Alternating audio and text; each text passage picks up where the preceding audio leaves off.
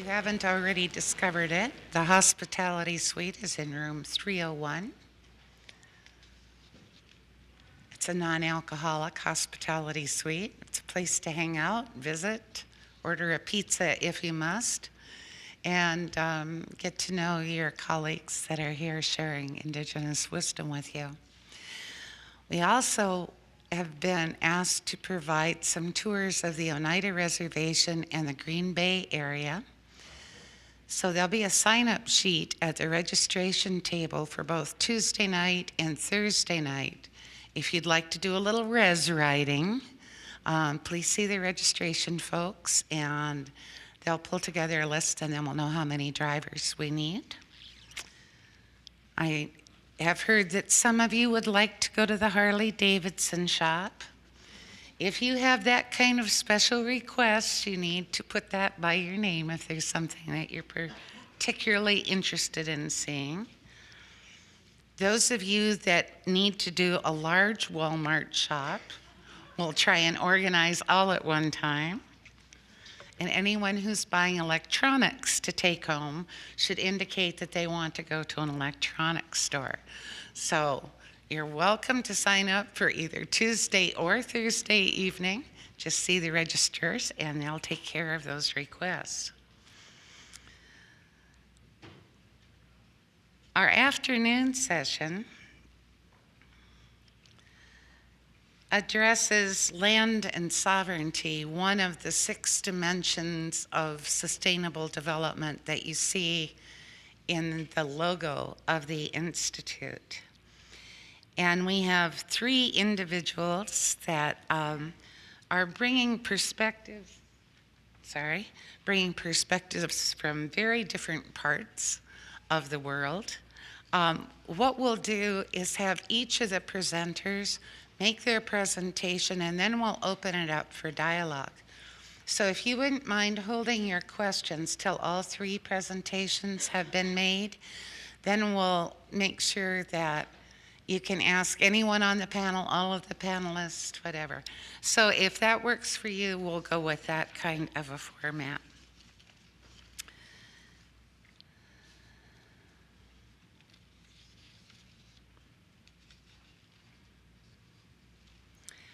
Our first presenter, I first met while visiting in Belize. Our institute has a relationship with the Sartouche Tamash Indigenous Initiative and Management, which manages about 16,000 hectares of rainforest. And we have an institutional arrangement and collaborative agreement with Galen University in San Ignacio, Belize. And while we were down there visiting, we met a number of folks and were intrigued by the projects that they were engaged in. And our first presenter was one of those and made our trip there quite a memorable experience. Dr. Philberto Penadas holds a doctorate degree in education from the University of Otago, New Zealand. He was the chairperson and co-director of the Central American Indigenous Council for 2 years, and he's now director of the Tamilkin Center of Learning, which is an Indigenous education initiative in southern Belize. He's been leading that initiative for the last 5 years, and he's an associate professor at Galen University. So please welcome Dr. Philberto Penadas.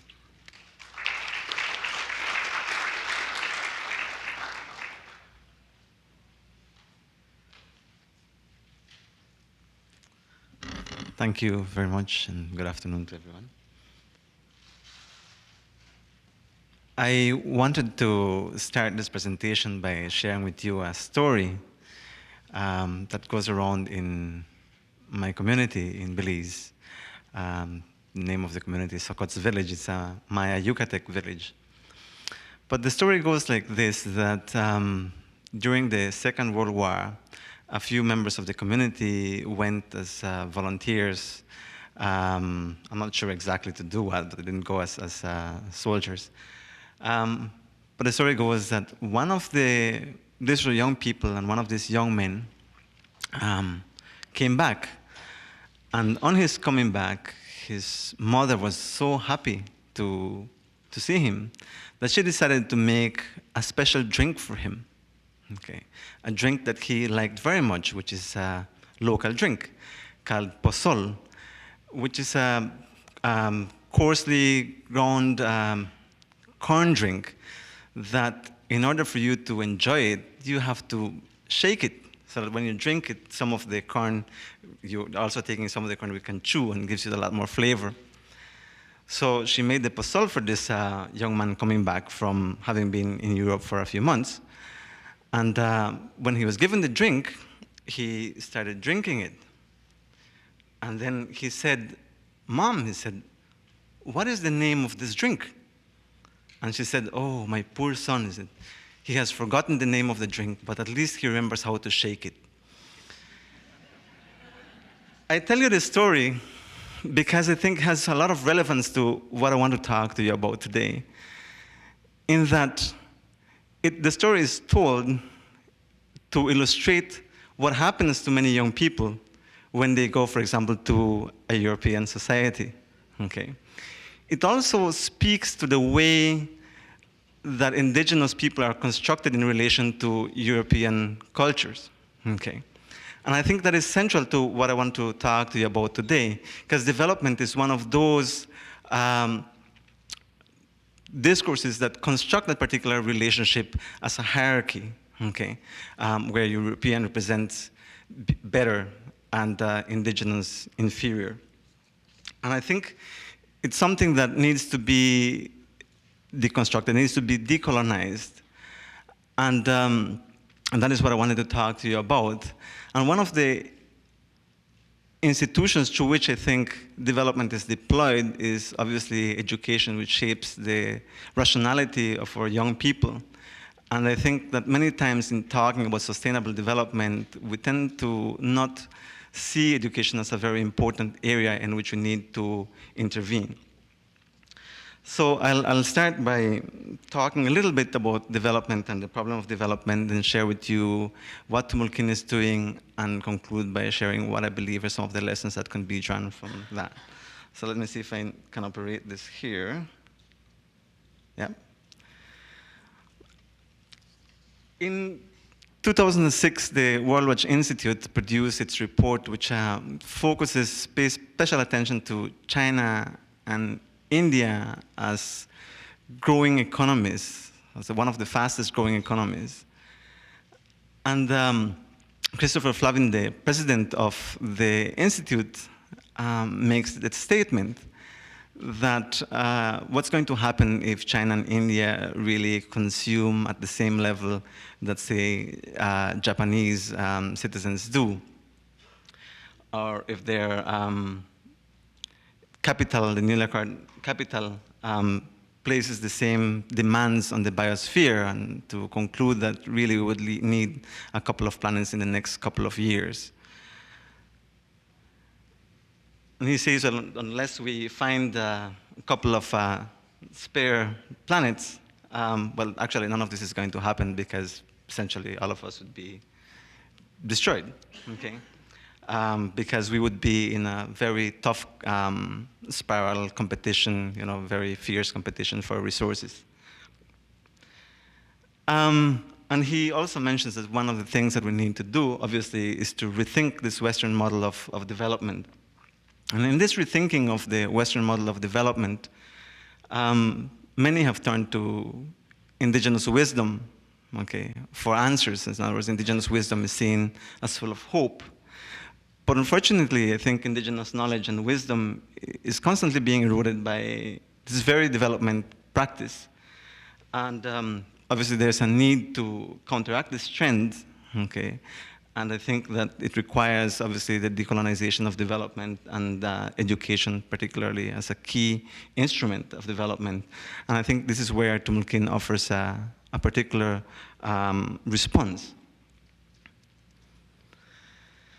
The problem of development is that it tends to produce the opposite of what it claims to produce, what it promises to deliver. Okay, we have seen an increase in the obviously environmental degradation, inequality, poverty, etc.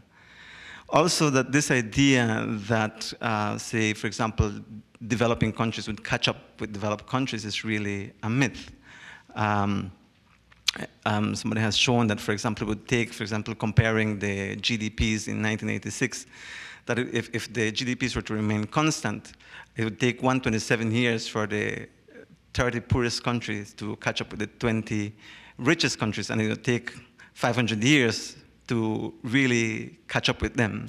So it would take 127 to reach the 1986 levels and 500 years to really catch up, which is really an impossibility. And thirdly, that development is really a threat, and it's not so much the failure of development that we should fear, but rather its success, and as illustrated by the point that I was making, the point that the president of the World Wide Institute was making, that we would need a couple of planets. And finally, it tends to eliminate the possibility of alternatives through an inherent ethnocentrism. If we look, for example, as what is taken as the starting point of the era of development, the inaugural speech of President Truman, for example, one can see there a particular way of constructing the world and also the solution that is offered. It reads, it says, first, we must embark on a bold new program for making the benefits of our scientific advances and industrial progress available for the improvement and growth of underdeveloped areas. So in there, it obviously is proposing the industrial model as a solution to whatever problems Truman was envisioning. And also says that more than half of the people of the world are living in conditions approaching misery. Their food is inadequate. They're victims of disease. Their economic life is primitive and stagnant. Their poverty is a handicap and a threat both to them and to more prosperous areas. Overnight, all the diversity that exists in the world is categorized as underdeveloped. It is seen more as a pathology, right? So it doesn't value that diversity. So inherent in this notion of development is that being different actually is a symbol of underdevelopment. But don't you worry, there's a solution to this, okay? By following the Western model, you can overcome that pathology. So in that sense, the very alternatives that could be offered by indigenous wisdom and indigenous knowledge are destroyed. And by this I mean, especially when you think about the young people who really are needed to sustain this indigenous wisdom. If this young man going to Europe comes back and having forgotten the name of the drink, this is essentially what happens when students go to school, okay? This is what children are told through the various institutions of society. Education is one of those institutions that whose value is kind of extolled, both as the product of development and as the engine of development. Unfortunately, as was mentioned earlier by, I think, Verna, I think, was that education was seen as a civilizing project, okay, that really aimed to de-Indianize the Indian, okay. In Latin America, for example, in the construction of the modern state, this diversity was seen as a problem, and therefore the state adopted an assimilatory program, and it kind of assumed that all of that diversity, the linguistic diversity, all of those indigenous values and systems were going to gradually disappear, and the school was really seen as an instrument, a primary instrument of achieving this. And there's a lot of anecdotal evidence that I'm sure you can tell about your own context, where, for example, people were being punished for speaking their own language. For example, in my very community, the Yucatec language disappeared over the course of 3 generations, where you had, for example, say my grandparents were speaking Maya as their first language, my parents only understanding, and then my generation not being able to speak or understand, primarily because of the inherent racism that was deployed to the various systems in society.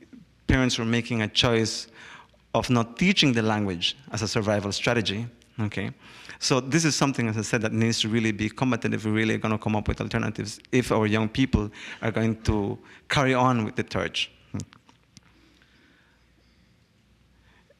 Kind of on the heels of the promise of development that Schuman made came the realization that maybe that model wasn't really the best. And so we come up with the notion of sustainable development. And sustainable development really arose in response to two concerns. One of them is an environmental concern, primarily in the north, because of pollution that industry was causing. But if one thinks that the promise of development that Schuman had made was only 30 years ago, and through development, the global south had expected to kind of catch up with the north, they really weren't eager to adopt this whole idea of sustainable development. And in many instances, for example, the IUCN was proposing sustainable development, particularly as a model for the developing world. So really the Brundtland Commission had to contend with these two things, and therefore they came up with this idea of sustainable development, which talks about meeting the needs of the present and without compromising the needs of the future. In other words, talking about intergenerational equity and intergenerational equity. Intergenerational meaning considering those that are going to come after us, and intergenerational in terms of all the people that occupy the planet Earth right now. But one of the things I think that this whole idea of equity tends to lack is that whenever we think about equity, we're still thinking of kind of lifting up. Okay, we are going to bring indigenous people up so that they're at the same level, say, of Western society, and there's no, for example, we never think about equalizing as lowering down, or indigenous people being up and kind of bring Western society up to indigenous level. There's still inherent in that, okay, there's this hierarchy of relationships. So that really we need a different concept of equity, a different concept of equality. Yeah. When we look at on the eve of the millennium, we have the Millennium Declaration being adopted by world leaders. And there they say, we will spare no effort to free our fellow men, women, and children from the abject and dehumanizing condition of poverty to which more than 1 billion of them are currently subjected. When you look at that, you have to ask the question, well, wasn't 50 years ago, wasn't that kind of the situation, and wasn't development supposed to have solved that problem? So what has really been happening? Nothing much seems to really have changed. The statistics show that, for example, on the eve of the millennium, you had over 1.2 billion people who were living on less than $1. In addition, they say that we believe that the central challenge we face today is to ensure that globalization becomes a positive force for all the world's people. For while globalization offers great opportunities, at present its benefits are very unevenly shared and its costs unevenly distributed. In a way, it also kind of resonates with what Schuman was saying in 1949. The industrial model was going to be the solution, right? We only had to make sure that the technology, the science, and the capital was available for the underdeveloped world. Here we're talking about globalization, which in a way is very much similar. So if you think about it, the strategy tends to be the same. So one has to wonder whether in 50 years from now we're going to be talking about another development project. Indigenous people have responded, obviously, to this inherent racism in the notion of development by proposing a concept that's called development with identity, which focuses on rather than focusing on economic growth, it focuses on quality of life, indigenous values such as collectivity, solidarity, social cohesion, redistribution, forms of collective action. Development with identity really views development as a cultural expression, okay, and therefore challenges the racism inherent in the concept of development and calls for a plural society. It offers the notion of equality as the right to difference. The challenge, however, is to make it operative. And here I think is where Tumulkin Center of Learning offers something. In the 1980s, 1990s, a group of indigenous people kind of analyzing the situation, they note that a couple of things. One of them is that indigenous people are disproportionately represented in the indices of poverty. 80% poverty, for example, in Latin America and in Belize, it is quite consistent with that as well. Two, that the natural and cultural resources of indigenous people are exploited with little benefit to indigenous people. $3 million that have been invested in poverty alleviation and development with very poor results. Tumulkin Center of Learning is incidentally located in an abandoned site, a site that was abandoned by multi-million-dollar development projects, which I think is quite symbolic. 4, youth at risk. The idea that while other people are seeing the value of indigenous knowledge and wisdom, such as pharmaceutical companies, young people tend to reject that knowledge in preference for Western knowledge, and also that there are very limited opportunities for young people. And finally, that the erosion of the social and cultural fabric is being eroded through the development policy and practices. So they decided that they need a strategy that would strengthen values, strengthen self-concept and identity, recover, disseminate, and give new value to Maya knowledge, promote an appropriate development for the Maya people. So Tumulkin was established. Tumulkin means a new day in the Mopan language, and it's located in the heart of Toledo, Maya area of Toledo, which has the highest concentration of Maya people. And as I mentioned earlier, has a 80% poverty rate. And interestingly, a recent study in Toledo talks about reviewing the many development projects that have been carried out in Toledo, concludes by calling the title of the study a study in elusive development. The center is governed by indigenous people. Tumulkin's mission is to promote development with identity through intercultural education, training, and research that fuses Maya values, knowledge, and philosophy with contemporary science and technology. Its areas of action are education, research, and income generation. But the priority areas are co-ed high school level program that seeks to be culturally relevant and responsive. What makes Tumulkin different, really, is that it is founded on the indigenous principles. For example, the sacredness and interconnectedness of everything, the notion that everyone and everything has a role, function, and a protector. Notions of community, of reciprocity, of dialogue and consensus, of holism, self-reliance, and sufficiency. These principles then are promoted through 4 avenues. One of them, an intercultural curriculum that includes indigenous knowledge, both as a separate content area, such as, for example, the teaching of Maya history, teaching of Maya language and culture, but also across the curriculum, ensuring that all the content is intercultural. So, for example, while students are learning mechanized agriculture, they also learn how to use the Mayan calendar to guide them in carrying out their agricultural practices. Also learning about Maya cosmovision, arts and music through a very informal curriculum as well. Secondly, through a pedagogical practice that also seeks to be intercultural. It uses a traditional way of learning by integrating both work and study with theory and practice. So students, for example, stay on campus. It's a residential program. So they spend every day, for example, 3 hours in the field doing agricultural work and other work, which provides really the context for learning and for integrating content, because the idea of holism is that you don't have math, science separate, but rather they are integrated. And so the practice they do serves as the context for integrating what they're doing. Also promoting the notion of self-reliance by promoting independent learning. So placing the responsibility for learning on the students. We have implemented practices where the students, for example, decide when they are ready to be tested. They set the pace as to how much they want to learn. And often you find that the goals that they set are much higher than what the teachers would set.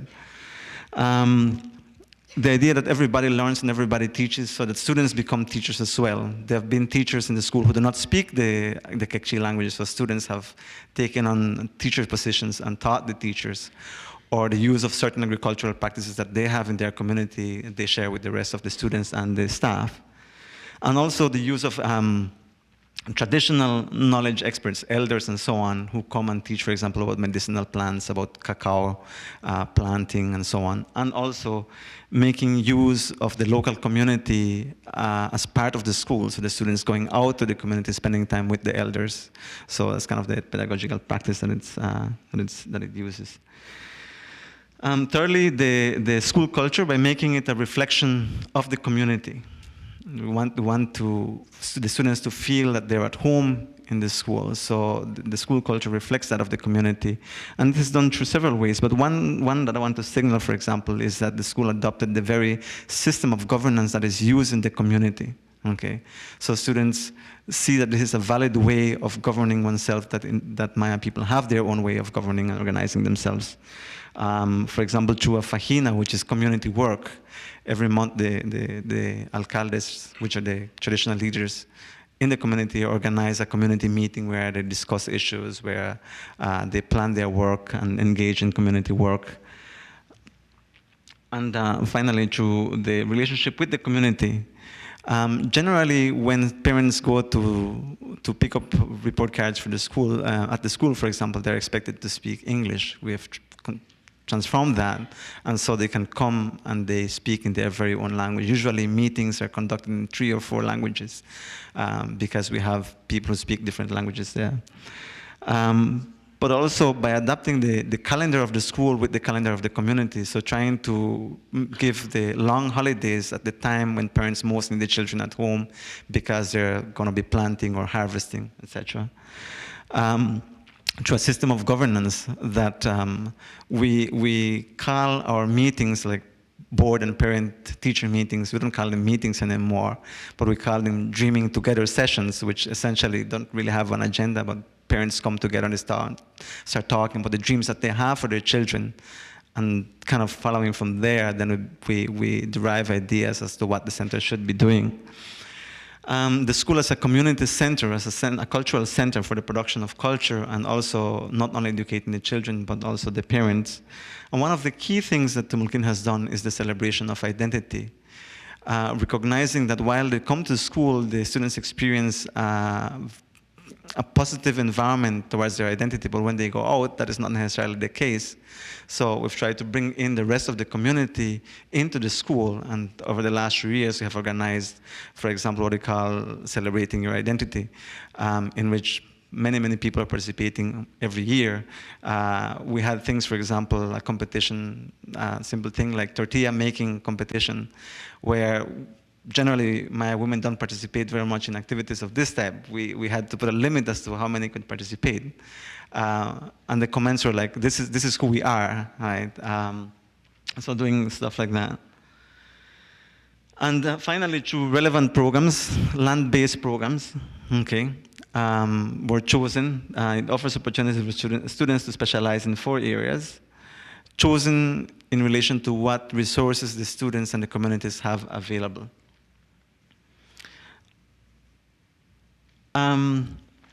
Tumulkin obviously can be seen as one single kind of initiative down there in Toledo with very limited effect, but I think it has some significant achievements. Internally, obviously, we see that the students have a much more positive image of themselves. We see parents participating a great deal more, and obviously becoming more conscious about the importance of traditional knowledge.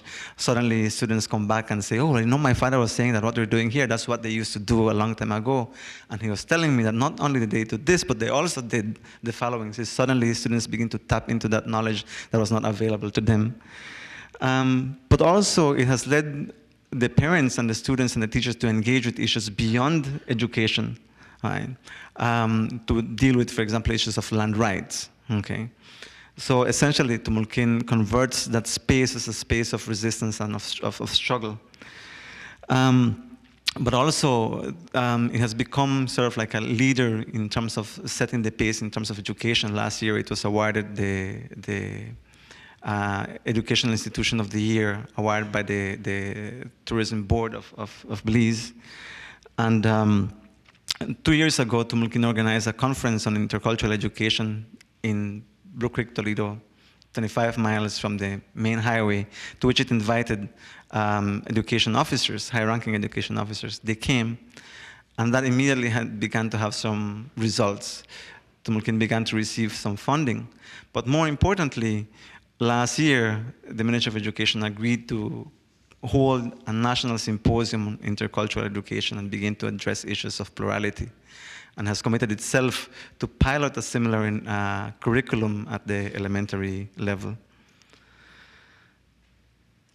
When you think that there's hope that is being placed, as I said, on indigenous wisdom, and considering the fact that I said that in many places the situation of this knowledge is precarious, that is being eroded by notions of development, by institutions of development such as education, I think that Tumulkin really offers a model that one can learn from. And with this, I conclude. Thank you.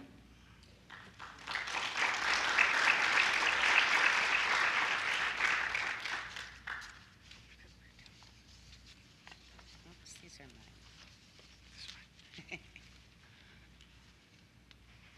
Oh, no. One of those is mine because it's my next introduction. Yeah. I was talking with the wrong thing. Gilberto was trying to make off with my next bio sheets. No. Thank you, Gilberto.